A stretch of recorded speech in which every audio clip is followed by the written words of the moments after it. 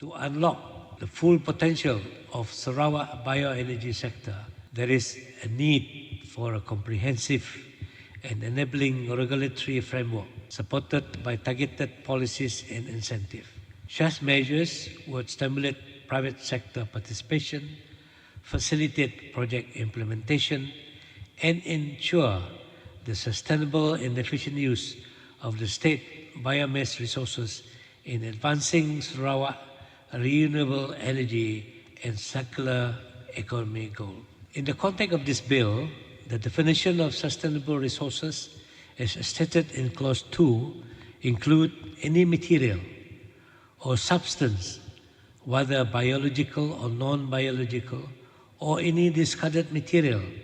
from any premise or site, including industrial, construction, agriculture waste, or wood waste from logging of forests, which possess recoverable value or is capable of being converted into energy or no other non-energy product.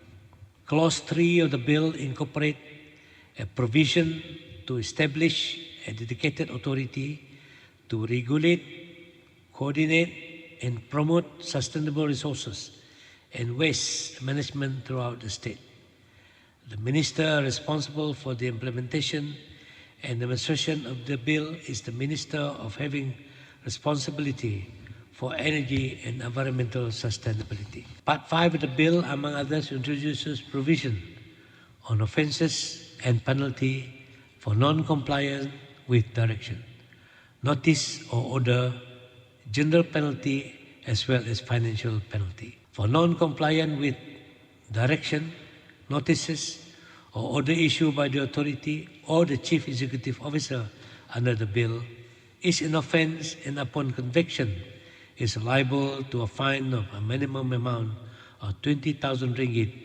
up to 50,000 ringgit, or imprisonment up to 5 years, or to both.